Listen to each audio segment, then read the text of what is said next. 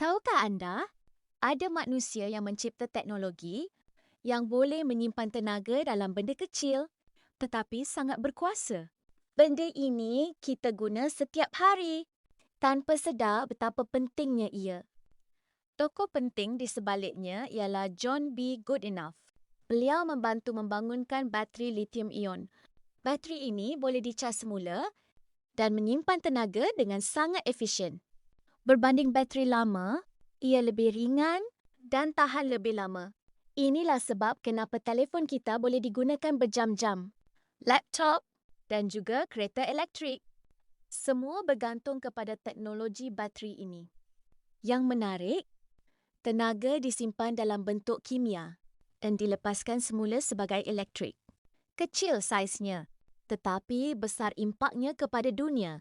Tanpa bateri ini, teknologi moden mungkin tidak berkembang seperti sekarang.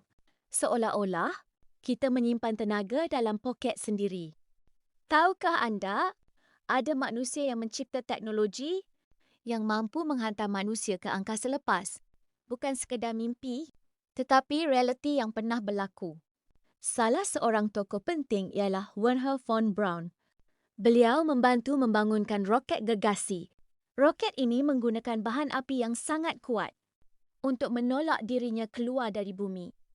Dengan kelajuan yang luar biasa, ia mampu melawan graviti bumi. Roket seperti Saturn V digunakan dalam misi ke bulan. Ia membawa angkasawan melintasi ruang angkasa yang gelap dan sunyi. Semua ini bermula dari satu idea, manusia boleh meninggalkan bumi. Hari ini, teknologi roket terus berkembang dengan syarikat swasta dan misi ke planet lain. Seolah-olah langit bukan lagi had bagi manusia. Tahukah anda, ada manusia yang mencipta teknologi yang membolehkan kita melihat jauh ke dalam alam semesta? Bukan sekadar bintang, tetapi galaksi yang sangat jauh. Idea ini dipengaruhi oleh ahli astronomi seperti Edwin Hubble. Dengan perkembangan teknologi, lahirlah teleskop angkasa seperti Hubble. Teleskop ini ditempatkan di luar atmosfera bumi. Ini membolehkan ia melihat dengan lebih jelas tanpa gangguan udara. Ia menangkap cahaya dari objek yang sangat jauh, sehingga berjuta-juta tahun cahaya. Gambar yang dihasilkan menunjukkan keindahan alam semesta, galaksi, nebula dan fenomena yang tidak pernah dilihat sebelum ini. Semua ini membantu manusia memahami asal-usul alam semesta. Dari satu titik kecil di langit kepada gambaran luas yang menakjubkan. Seolah-olah kita sedang melihat masa lampau. Tahukah anda, ada manusia yang mencipta teknologi yang membolehkan kita melihat ke dalam tubuh sendiri tanpa pembedahan, bukan secara kasar, tetapi dengan imej yang jelas. Semuanya bermula dengan penemuan oleh Wilhelm Conrad Röntgen pada tahun 1895. Dia menemui sinar X secara tidak sengaja. Sinar ini boleh menembusi kulit manusia, tetapi tidak menembusi tulang. Hasilnya, imej tulang dapat dilihat dari luar.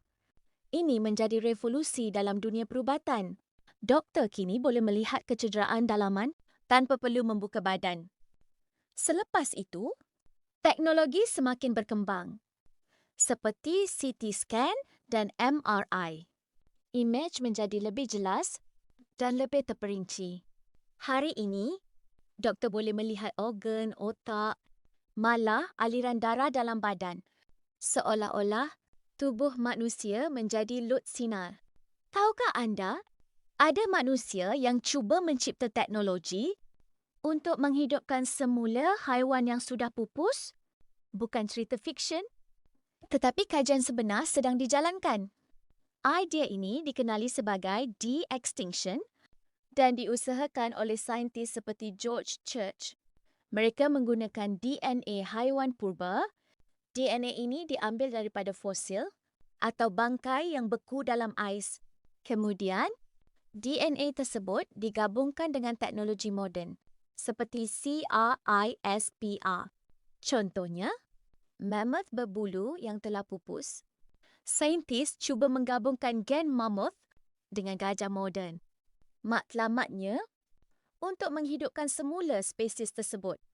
Walaupun belum berjaya sepenuhnya, kajian ini semakin berkembang. Ia membuka persoalan besar. Adakah manusia patut mengubah sejarah alam seolah-olah masa lalu boleh dibawa kembali ke masa kini?